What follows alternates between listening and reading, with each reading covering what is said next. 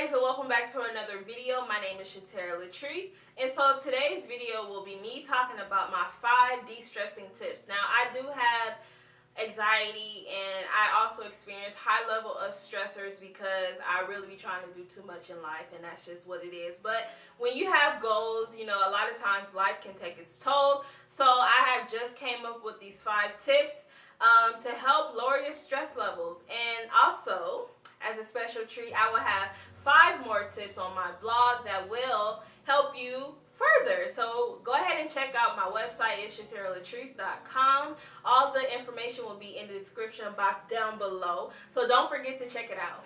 My first tip will be to just simply go outside and get fresh air, or if you live in LA, fresh air and sunlight. The sunlight has a lot of great benefits. I just encourage you to go outside, get some fresh air.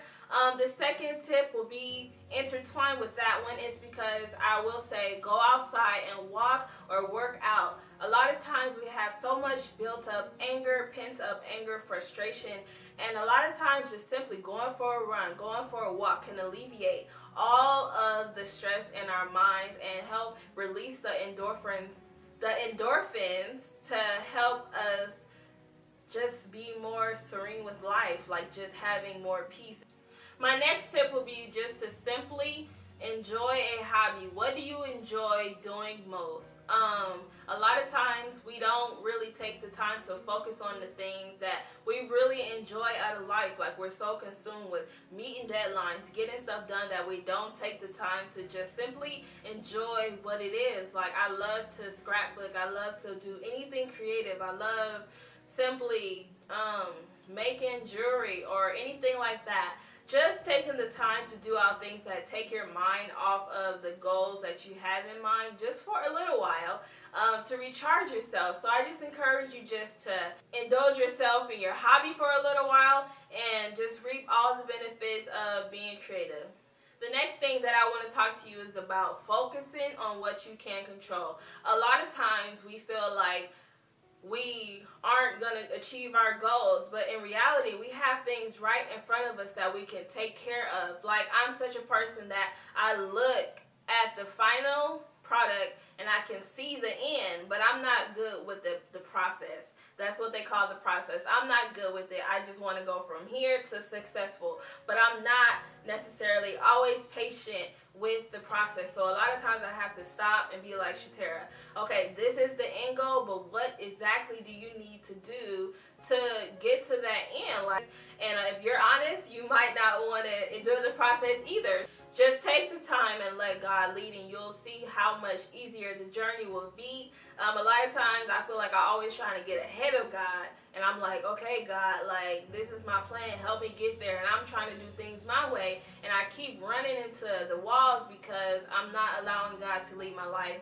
My next thing to de-stress would be simply to get on YouTube. Find a funny video, find your favorite person that you like to watch online, and just simply take your mind off. Like, there are so many funny couple challenges and just funny videos. I'll link some of my favorites down below, but there are so many great things on YouTube to watch that it just take your mind off of your situation. Like, if I need a mental break, I'm gonna go to YouTube and just laugh and watch a hair video, or just taking that time to unwind, to just get my mind off of what's going on.